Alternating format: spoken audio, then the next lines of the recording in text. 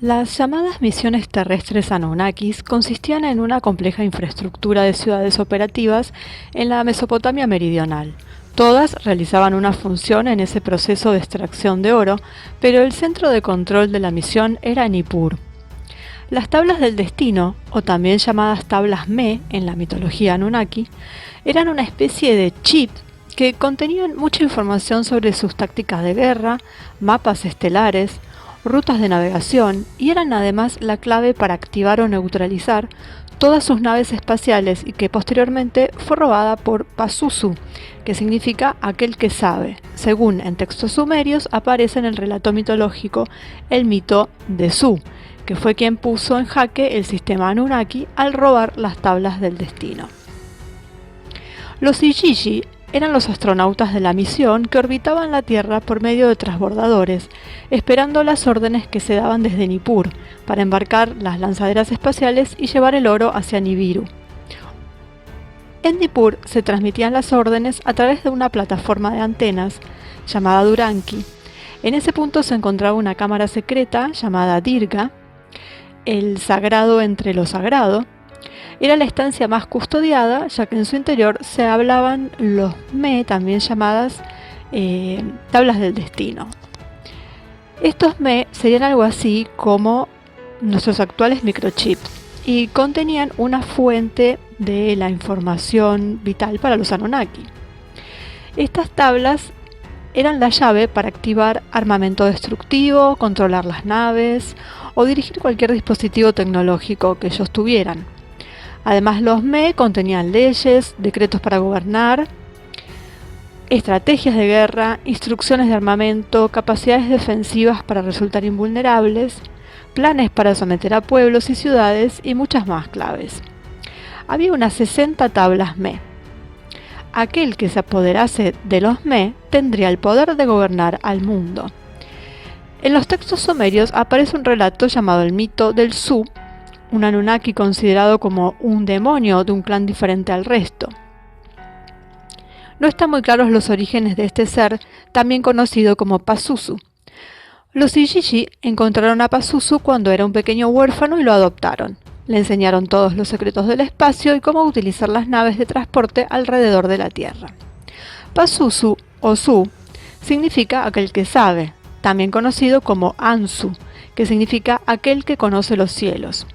Era el dios del viento maligno y las tormentas, aquel que era portador de pestes, plagas y fiebres. Los sumerios representaban a Pazuzu con un estilizado cuerpo con garras de ave en los pies, alas de águila y cabeza parecida a un león, aunque algunas características físicas podrían ser reptilianas. Todo empieza cuando los Igigi exigen a Enlil la construcción de un centro de recreo y ocio para lidiar sus largas permanencias en el espacio, un lugar en donde pudieran divertirse o simplemente descansar y explayarse entre sí. Los Igigi se reunieron en un convenio para suplicarle a Enlil, comandante y jefe, que les escuchara. Entonces los Igigi eligieron a Pazuzu como portavoz de sus exigencias y lo enviaron a Nippur, el centro de operaciones. Enlil era consciente de que los Igigi sentían verdadero recelo por los Anunnaki en tierra. Sabía que tarde o temprano emprenderían una revuelta contra ellos. De ahí viene el mito de los titanes, según dijo Sitchin, que serían los primeros Igigi, los astronautas, los caídos, los ángeles caídos, que luego fueron los demonios. Pero intervino Enki para aliviar las sospechas de su hermano. Aunque Enki y Enlil eran rivales, su relación de amor-odio los llevaba en ocasiones a dialogar, pactar o ponerse de acuerdo, debido al lazo de sangre que inevitablemente los unía. Enki le dijo: deja que Pazuzu entre a tu santuario, entra a tu servicio y en el santuario, en el asiento más interno, deja que sea él quien obstruya el camino. Enki le aconsejó que si aceptaba a Pazuzu como sirviente en el Pirga, eso apaciguaría las peticiones de los Igigi y quizás con el tiempo se olvidarían de su exigencia. Pero estaba claro que Enlil jamás aceptaría el construir ese centro de recreo y que esa estrategia era un ardid para entretenerlos. Poco a poco Pazuzu empieza a conocer en profundidad los recovecos de las más secretas instalaciones, la cámara del Dirga, y de ahí elabora un plan: robar las tablillas del destino y destruir a Enlil de su reinado. Pazuzu pensó: tomaré las tablillas del destino y gobernaré los secretos de los dioses. Estableceré mi trono, seré el amo de los secretos celestiales, comandaré a los Ishiji en el espacio.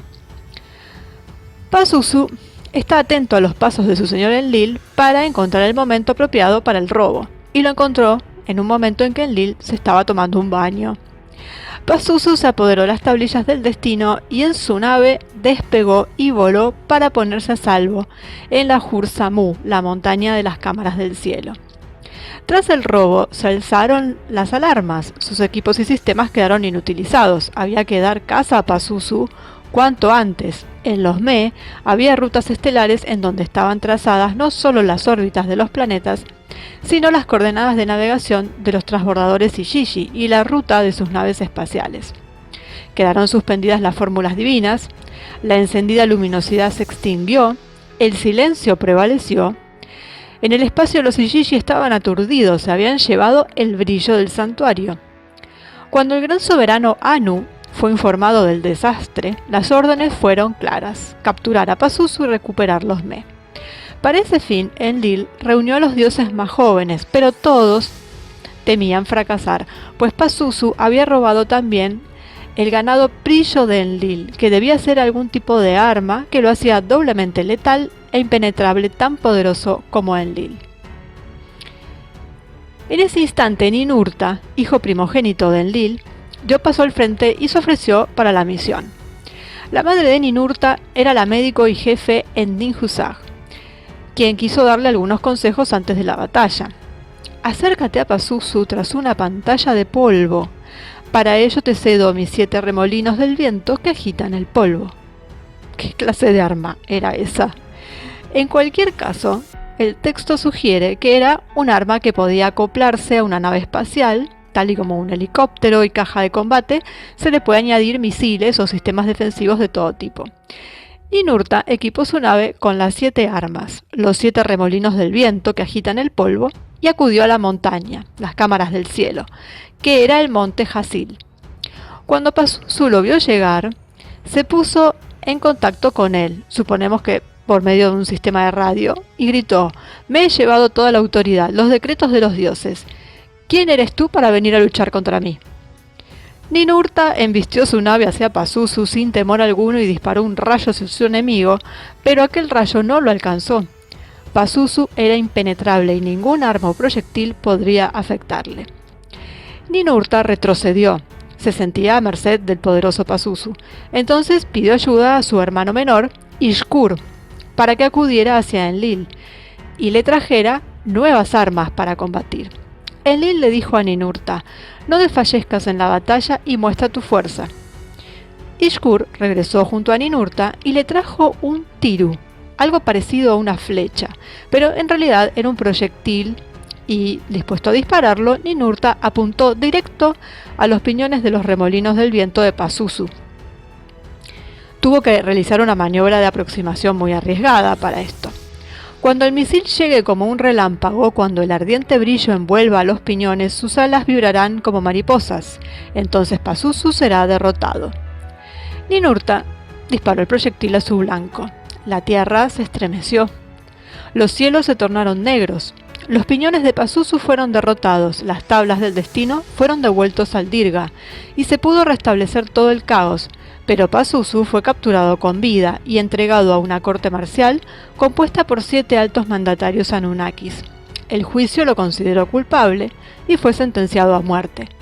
En un relieve encontrado en Mesopotamia Central podemos ver una representación del momento de la ejecución. Pazuzu es vestido como un ave o gallo por su vinculación con los Ishiji, pero el verdugo que asesta mortalmente con un cuchillo es Ninurta, quien le acaba cortando la garganta. Los dioses sumerios se regían por un orden jerárquico a través de un rango numérico. El gran rey de Nibiru y padre de todos los dioses, Anu, tenía el 60, el número más elevado del sistema sexagesimal. Enlil tenía el 50, Enki el 40 y Nannar-Sin el 30 y su hijo Shamash el 20. El resto de hijos de los líderes adoptaron el 10, pero cuando Ninurta se convirtió en un héroe por haber capturado a Pazuzu, elevó su rango hasta 50, igual que su padre. Ninurta se convirtió en el más digno y principal guerrero de Enlil y fue premiado por Anu y Enlil con nuevos carros celestiales y armas. Enlil le entregó el arma más mortífera de los Anunnakis, la Ip, un arma con 50 cabezas que matan. Pazuzu pasó a convertirse en un demonio mitológico, propagador de pestes, a la altura de grandes criaturas de la noche. Incubos y sucubus como Lilith, una diosa demoníaca que usurpaba bebés recién nacidos a sus madres para devorarlos. Sin embargo, contradictoriamente a lo que podría esperarse, la figura de Pazuzu se utilizaba como amuleto contra la hechicería y como talismán protector para los demonios que por las noches sacaban a los bebés de sus cunas para beberse su sangre. En El Exorcista, en la película El Exorcista, el director utilizó la imagen de Pazuzu como terrorífico ser que libera una legión de demonios que acaba por adueñarse del cuerpo de la famosa niña. También tenemos una representación de Pazuzu que podrían ser las gárgolas que están en las catedrales, porque el dibujo o la representación sumeria es muy similar a estas gárgolas. Así que, bueno, ahí tenemos el relato en donde se nombra a Nibiru, que esto es muy controvertido porque es lo que menciona Sitchin en su libro y que ya muchos han refutado diciendo que no se menciona a Nibiru en las tablillas sumerias, en los nuevos hallazgos que se han hecho, sobre todo Lara Peinado en su traducción, que es mucho más fiable que la de Sitchin, en donde dice que Nibiru no está mencionado, que estarían hablando sí del origen o de la casa de donde vendrían estos Anunnaki, pero que no tendría que ver con un planeta llamado Nibiru, ni siquiera la existencia de Nibiru.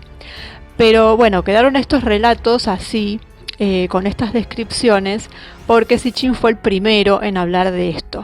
Pero en el caso en donde hablan de Nibiru, ahí se puede reemplazar por directamente, digamos, el origen o el lugar en donde residían los Anunnaki originalmente fuera del planeta.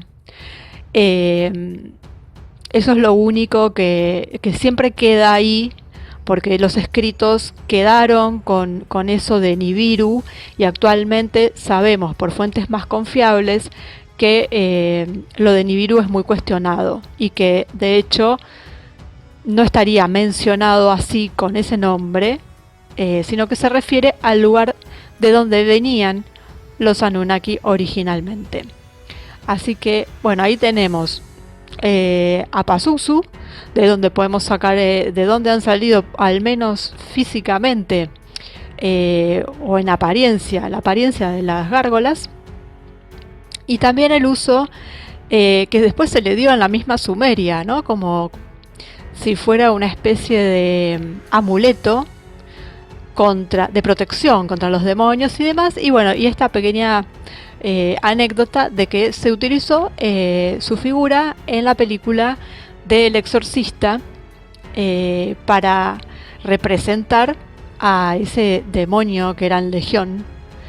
Y bueno, que hacen a toda la película, ¿no? Sería el protagonista, en definitiva. Así que bueno, una cosa más sobre los Anunnaki, los sumerios, y que todavía los podemos ver Pazuzu por todos lados.